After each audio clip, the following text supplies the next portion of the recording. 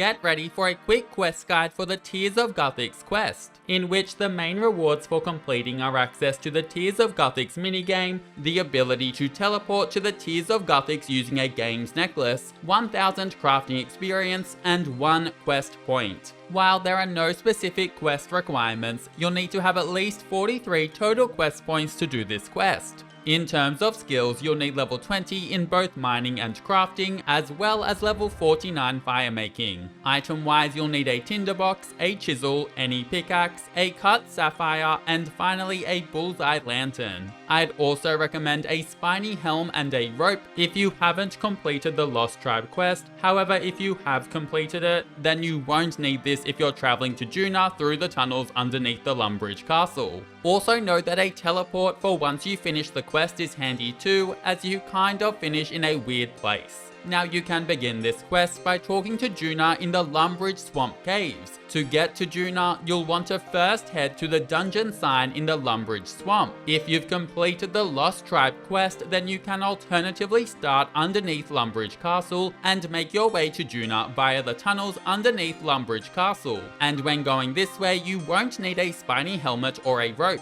Back to the Lumbridge Swamp dungeon entrance where I'll be starting. Before entering the dungeon, you will want to use your sapphire on your bullseye lantern, and then use your tinderbox on your sapphire lantern to light it. Additionally, put on your spiny helmet. Then use a rope on the hole entrance if you haven't done so previously, and afterwards climb down the dark hole. Now you'll need to make your way from the dungeon entrance over to where the giant frogs are located, and I find the best way to get here is to travel to the northwestern corner before going all the way east until you're directly above the giant frogs, and then going straight south. Once you reach where the giant frogs are, you'll want to go across the stream and then enter the tunnel to your south. Once you've gone through, then run east, climbing down some rocks, and run a little further southeast where you'll come across Juna. Talk to Juna, and after a bit of chatter say okay, and immediately after select yes to officially begin the quest, before then spacebarring through the rest of the dialogue. Once you finish chatting, run a tiny bit northwest and then climb up the rocks.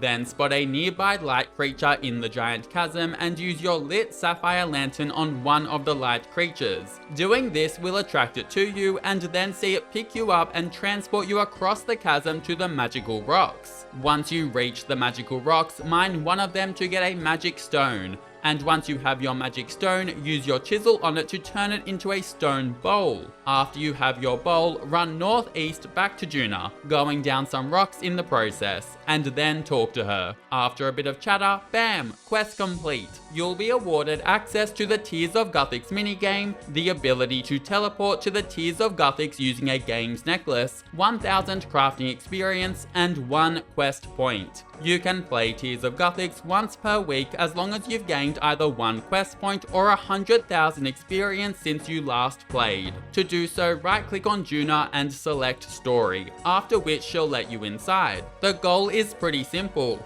Click on the light blue streams to collect tears from them, and avoid the green streams which will reduce your total tears. How long you have in the cave depends on your total quest points, and after your time ends you'll drink the tears and gain experience in your lower leveled skills. It's a really great minigame to make use of, and it can really help you bypass some slow early level training. As always, thanks for watching, and I'll catch you in the next quest.